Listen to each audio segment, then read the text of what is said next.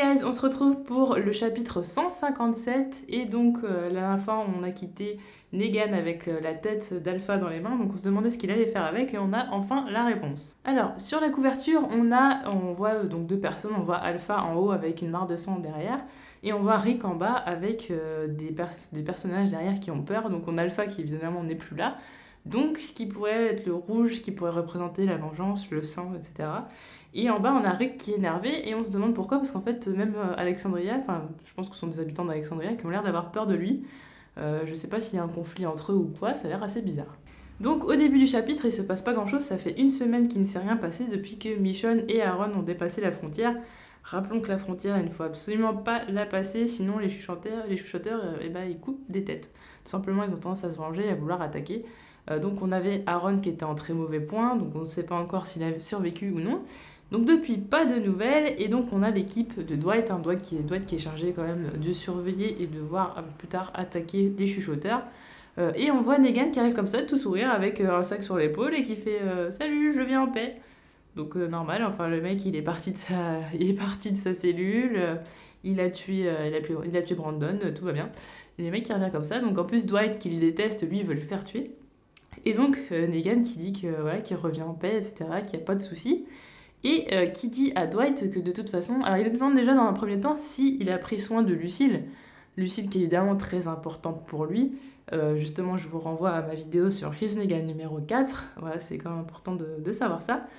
Et il lui dit que de toute façon, il la récupérera à un moment donné, que de toute façon il a changé, etc. Bah oui, lui, ce qu'il veut faire croire, ou ce qui est peut-être vrai, c'est qu'il a changé pendant toutes ces années en cellule et que maintenant il est du côté des habitants d'Alexandria. Alors du côté des chuchoteurs, on a Beta qui est meurtri, qui est très triste de la mort d'Alpha. Lui, ce qu'il se disait, c'est qu'il se sent vraiment coupable du fait de ne pas l'avoir protégé. Il sentait que Negan était vraiment dangereux. Il dit que de toute façon, Negan n'aurait jamais fait partie du groupe, qu'il n'acceptait pas leurs règles et qu'il n'arrivait pas à s'intégrer. Il dit aussi qu'il ne prendra pas la place d'Alpha, il sera évidemment chef du groupe, mais il n'y aura plus jamais d'Alpha en fait, où de toute façon elle était irremplaçable et qu'ils allaient quand même conserver ce qu'elle avait fait et disons perpétuer ses traditions. Alors, on a quand même Negan qui revient voir Rick, évidemment Rick qui est stupéfait, qui se dit attends, il est revenu et tout avec la tête d'Alpha, donc déjà se dit est-ce que c'est vraiment la tête d'Alpha? Il a quand même un doute, évidemment, il va pas le croire sur parole comme ça aussi facilement.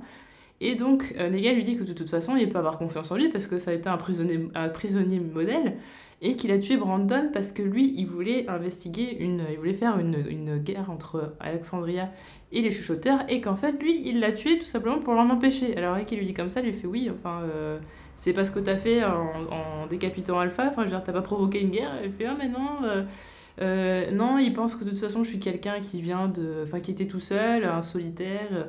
Ils savent pas que j'ai des liens avec vous et tout ça, ce qui est absolument faux. Et c'est très bien.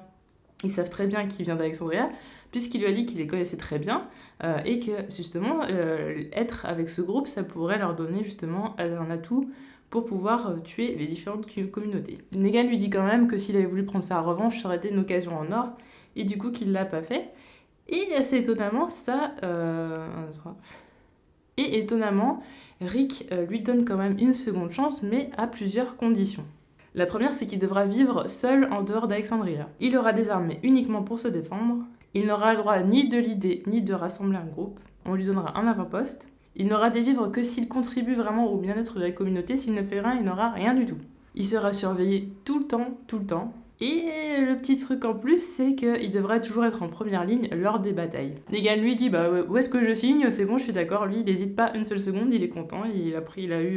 Bon, Rick, il le fait pas vraiment confiance, mais bon, en tout cas, il lui laisse une seconde chance. Il dit quand même c'est peut-être un atout pour eux. Ce qu'il a fait, c'était plutôt pour eux, donc bon, il lui laisse une seconde chance, mais il oublie quand même pas ce qu'il a fait. Bon, évidemment, Rick s'attend forcément à ce que les chuchoteurs les attaquent. De toute façon, lui, il avait prévu de les attaquer. Mais là, ce qui est encore mieux, c'est que c'est eux qui vont venir à Alexandria. Donc, ce qu'il fait, c'est qu'il fait venir des soldats de plusieurs communautés pour qu'ils protègent Alexandria pour pouvoir les tuer. Une fois que les lignes, enfin ils disent en anglais que les lignes soient brisées et qu'ils se rassemblent et qu'ils sont plus beaucoup, c'est là ils vont tous les exterminer. Là, je pense que vraiment Rick, ce qu'il veut faire, c'est vraiment les tuer jusqu'au bout parce que là, ils ont tué quand même 13 des personnes importantes, des personnes qui font partie des communautés.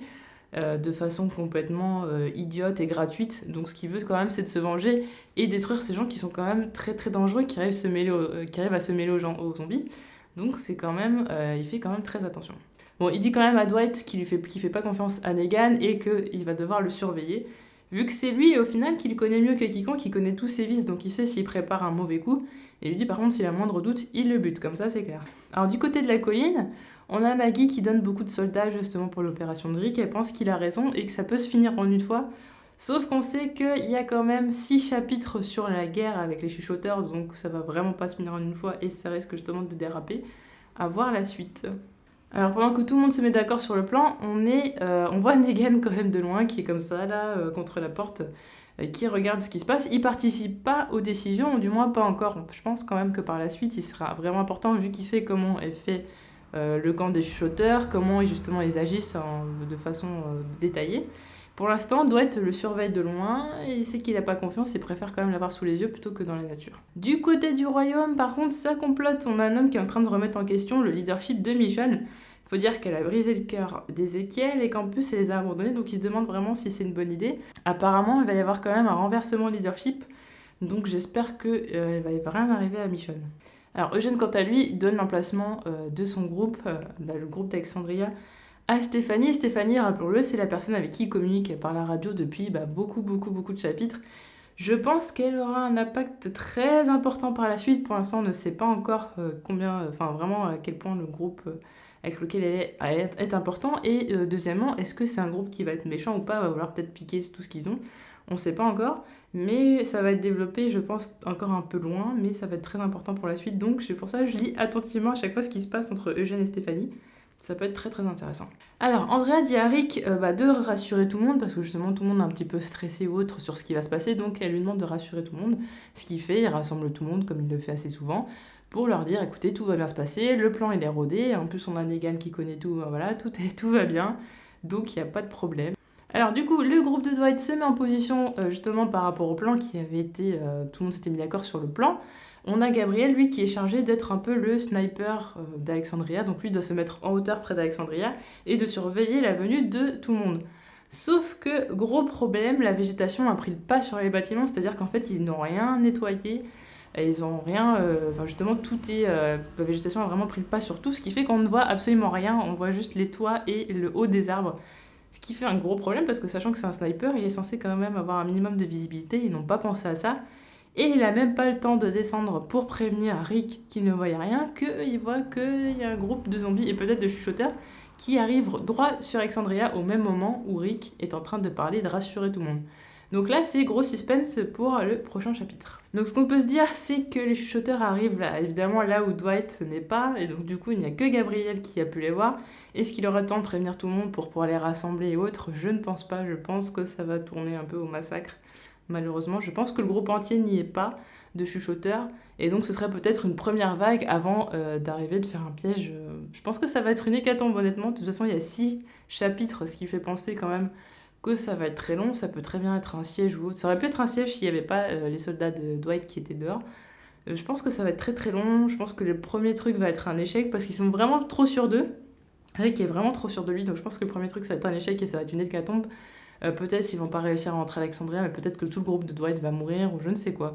Ça risque d'être assez compliqué, surtout que Alexandria, du coup, ils ont plus de soldats à l'intérieur, ils sont tous sortis, donc s'il reste que des civils, ça va être très compliqué. Bon, on va voir ça dans les prochains épisodes et moi je vous donne un rendez-vous dans d'autres vidéos. Salut!